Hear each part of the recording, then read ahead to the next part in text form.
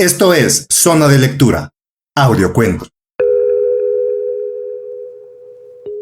Hoy leeremos un cuento de Gabriel García Márquez. La siesta del martes. El tren salió del trepidante corredor de rocas bermejas, penetró en las plantaciones de banano, simétricas e interminables, y el aire se hizo húmedo y no se volvió a sentir la brisa del mar. Una humareda sofocante entró por la ventanilla del vagón. En el estrecho camino paralelo a la vía férrea había carretas de bueyes cargadas de racimos verdes. Al otro lado del camino, intempestivos espacios sin sembrar. Había ventiladores eléctricos, campamentos de ladrillos rojos y residencias con sillas y mesitas blancas en las terrazas, entre palmeras y rosales polvorientos. Eran las 11 de la mañana y aún no había empezado el calor. «Es mejor que subas el vidrio», dijo la mujer. «El pelo se te va a llenar de carbón». La niña trató de hacerlo, pero la persiana estaba bloqueada por óxido. Eran los únicos pasajeros en el escueto vagón de tercera clase. Como el humo de la locomotora siguió entrando por la ventanilla, la niña abandonó el puesto y puso en su lugar los únicos objetos que llevaban: una bolsa de material plástico con cosas de comer y un ramo de flores envuelto en papel de periódicos. Se sentó en el asiento opuesto, alejada de la ventanilla, de frente a su madre. Ambas guardaban un luto riguroso y pobre. La niña tenía 12 años y era la primera vez que viajaba. La mujer parecía demasiado vieja para ser su madre, a causa de las venas azules en los párpados y del cuerpo pequeño, blando y sin formas, en un traje cortado como una sotana. Viajaba con la columna vertebral firmemente apoyada contra el espaldar del asiento, sosteniendo en el regazo con ambas manos una cartera de charol desconchado. Tenía la serenidad escrupulosa de la gente acostumbrada a la pobreza. A las 12 había empezado el calor. El tren se detuvo 10 minutos en una estación sin pueblo para abastecerse de agua.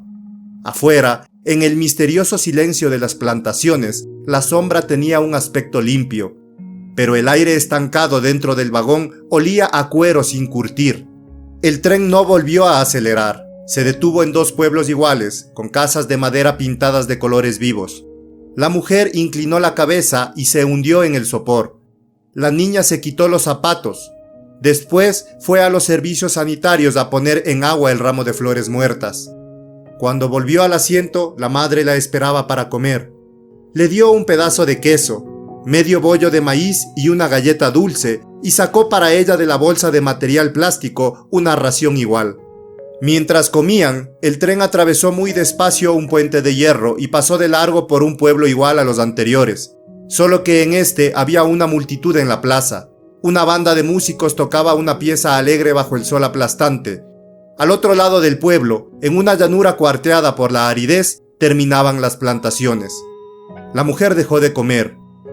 «Ponte los zapatos», dijo. La niña miró hacia el exterior. No vio nada más que llanura desierta por donde el tren empezaba a correr de nuevo, pero metió en la bolsa el último pedazo de galleta y se puso rápidamente los zapatos. La mujer le dio la peineta. «Peínate», dijo. El tren empezó a pitar mientras la niña se peinaba. La mujer se secó el sudor del cuello y se limpió la grasa de la cara con los dedos. Cuando la niña acabó de peinarse, el tren pasó frente a las primeras casas de un pueblo más grande, pero más triste que los anteriores. «Si tienes ganas de hacer algo, hazlo ahora», dijo la mujer. «Después, aunque te estés muriendo de sed, no tomes agua en ninguna parte. Sobre todo, no vayas a llorar». La niña aprobó con la cabeza. Por la ventanilla entraba un viento ardiente y seco, mezclado con el pito de la locomotora y el estrépito de los viejos vagones. La mujer enrolló la bolsa con el resto de los alimentos y la metió en la cartera. Por un instante, la imagen total del pueblo, en el luminoso martes de agosto, resplandeció en la ventanilla. La niña envolvió las flores en los periódicos empapados, se apartó un poco más de la ventanilla y miró fijamente a su madre. Ella le devolvió una expresión apacible. El tren acabó de pitar y disminuyó la marcha. Un momento después se detuvo. No había nadie en la estación. Del otro lado de la calle, en la acera sombreada por los almendros, solo estaba abierto el salón de billar. El pueblo flotaba en el calor. La mujer y la niña descendieron del tren, atravesaron la estación abandonada, cuyas baldosas empezaban a cuartearse por la presión de la hierba, y cruzaron la calle hasta la acera de sombra. Eran casi las 2. A esa hora, agobiado por el sopor, el pueblo hacía la siesta. Los almacenes, las oficinas públicas, la escuela municipal se cerraban desde las 11 y no volvían a abrirse hasta un poco antes de las 4, cuando pasaba el tren de regreso. Solo permanecían abiertos el hotel frente a la estación, su cantina y su salón de billar, y la oficina del telégrafo a un lado de la plaza. Las casas, en su mayoría construidas sobre el modelo de la compañía bananera, tenían las puertas cerradas por dentro y las persianas bajas. En algunas hacía tanto calor que sus habitantes almorzaban en el patio. Otros recostaban un asiento a la sombra de los almendros y hacían la siesta en plena calle. Buscando siempre la protección de los almendros, la mujer y la niña penetraron en el pueblo sin perturbar la siesta. Fueron directamente a la casa cural. La mujer raspó con la uña la red metálica de la puerta, esperó un instante y volvió a llamar. En el interior zumbaba un ventilador eléctrico. No se oyeron los pasos. Se oyó apenas el leve crujido de una puerta y enseguida una voz cautelosa muy cerca de la red metálica. ¿Quién es? La mujer trató de ver a través de la red metálica. Necesito al padre, dijo. Ahora está durmiendo. Es urgente, insistió la mujer. Su voz tenía una tenacidad reposada. La puerta se entreabrió sin ruido y apareció una mujer madura y regordeta, de cutis muy pálido y cabellos color de hierro. Los ojos parecían demasiado pequeños detrás de los gruesos cristales de los lentes. «Sigan», dijo, y acabó de abrir la puerta. Entraron en una sala impregnada de un viejo olor de flores. La mujer de la casa las condujo hasta un escaño de madera y les hizo señas de que se sentaran. La niña lo hizo, pero su madre permaneció de pie, absorta, con la cartera apretada en las 2 manos. No se percibía ningún ruido detrás del ventilador eléctrico. La mujer de la casa apareció en la puerta del fondo. «Dice que vuelvan después de las 3», dijo en voz muy baja. «Se acostó hace 5 minutos». «El tren se va a las 3:30», dijo la mujer. Fue una réplica breve y segura, pero la voz seguía siendo apacible, con muchos matices. La mujer de la casa sonrió por primera vez. «Bueno», dijo. Cuando la puerta del fondo volvió a cerrarse, la mujer se sentó junto a su hija.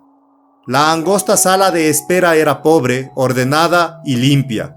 Al otro lado de una baranda de madera que dividía la habitación había una mesa de trabajo, sencilla, con un tapete de hule y encima de la mesa una máquina de escribir primitiva junto a un vaso con flores. Detrás estaban los archivos parroquiales. Se notaba que era un despacho arreglado por una mujer soltera. La puerta del fondo se abrió y esta vez apareció un sacerdote limpiando los lentes con un pañuelo.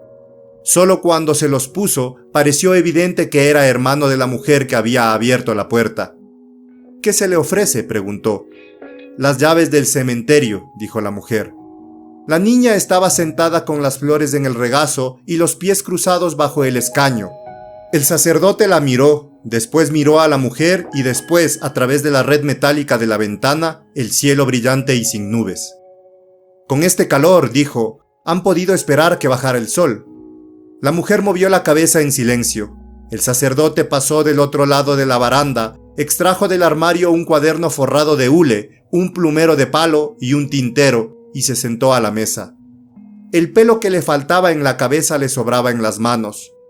«¿Qué tumba van a visitar?», preguntó. «La de Carlos Centeno», dijo la mujer. «¿Quién?».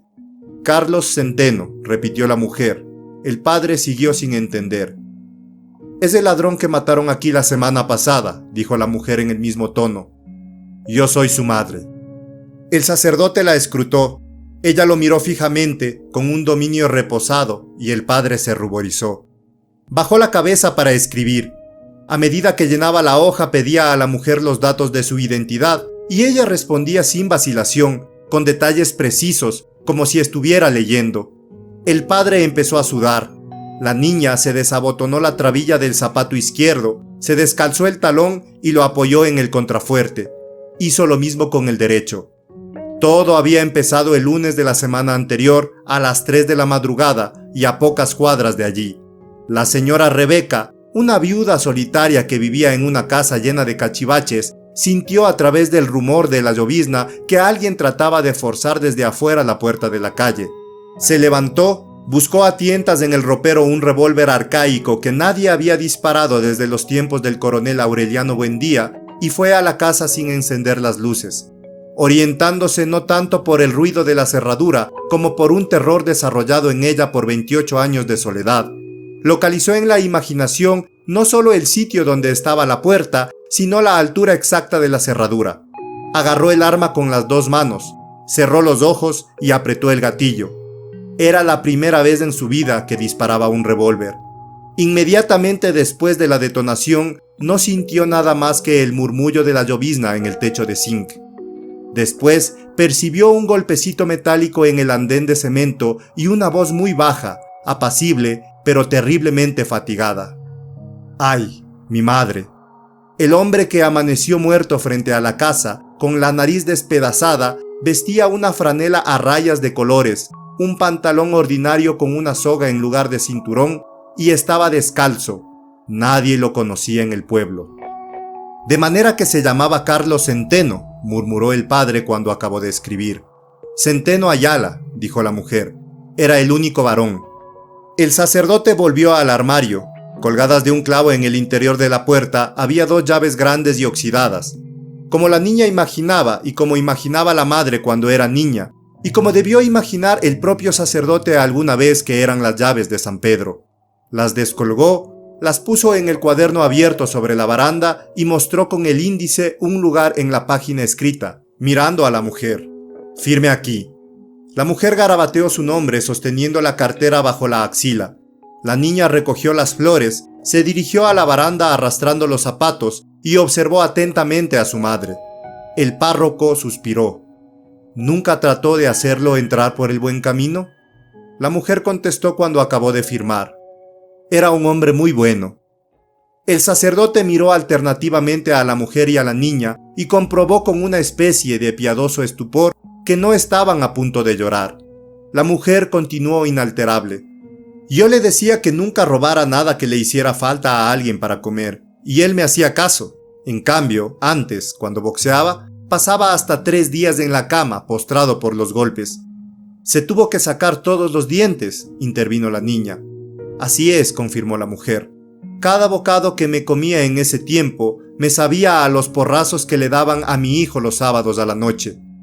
La voluntad de Dios es inescrutable, dijo el padre.